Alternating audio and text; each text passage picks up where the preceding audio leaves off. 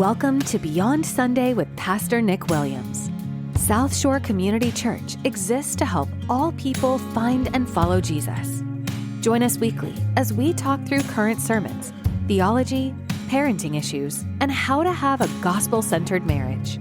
We are praying that today's message helps you grow closer to Jesus. Now, here's your host, Pastor Nick.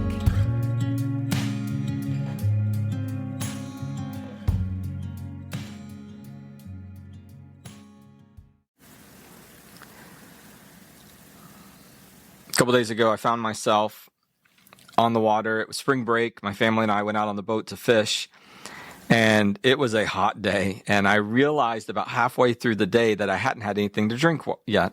And so I grabbed my Yeti water bottle and I started to drink. And it's one of those moments, I don't know if this has ever happened to you, but the water just can't come fast enough. I can feel my thirst actually being quenched.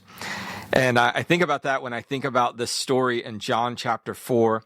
Jesus meets this woman at the well, and he's talking to her, and he uses this everyday illustration about thirst and getting your thirst quenched to help this lady understand. And he's first talking physical thirst, but he's doing that in order to help her understand the spiritual side of thirst. And she's not really understanding to begin with. And if you know the way Jesus talks, that's kind of understandable. Sometimes it feels like he's talking in riddles, but he's trying to get her to a bigger point. And so she kind of says, how are you going to get water from this well? You don't have a bucket. Where is this living water that you're speaking of?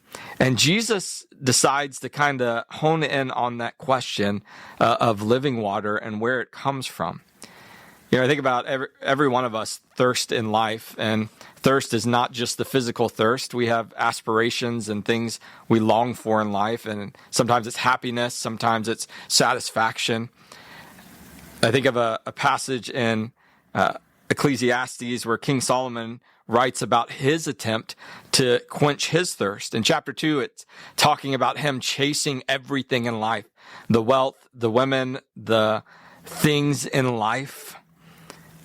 He's trying to find anything to satisfy his craving. And then in Ecclesiastes chapter 2, verse 10 through 11, he says, all that my eyes desired, I did not deny them. I did not refuse myself any pleasures, for I took pleasure in all my struggles. This was my reward for all my struggles. When I considered all that I had accomplished and what I had labored to achieve, I found everything to be futile and a pursuit of the wind. There was nothing to be gained under the sun. Just like Solomon, this woman in John chapter 4 is chasing this out. And she asked Jesus, where can you find this living water?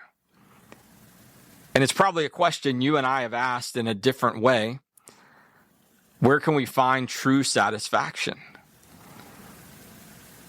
And the truth is that's only found in Jesus. The problem is a lot of times you and I, we go through this journey of saying, I know what's best. I know how to be happy. I just want to do things my way.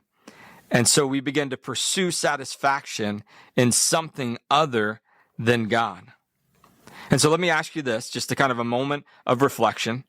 Take a moment to reflect on your own story of belief in Jesus.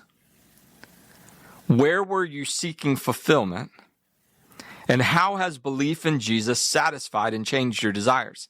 Now, the follow-up question that I'll ask is, where is it in your life that you're seeking fulfillment outside of Christ right now? What is it that you've put on your own plate to fix, to satisfy, to bring joy and fulfillment, rather than allowing that to come from God? Spend some time today praying through that and asking God to reveal that in your life and then give you the strength to overcome. Thank you for tuning in to Beyond Sunday. We hope the conversations and insights shared here have brought you encouragement and have deepened your journey of faith. If today's episode has inspired you, we invite you to follow or subscribe to our podcast so you never miss an opportunity to grow closer to Jesus alongside us. Don't forget to share this podcast with friends and family who might be blessed by it too. Until next time, Thanks for joining us, and may God bless you abundantly.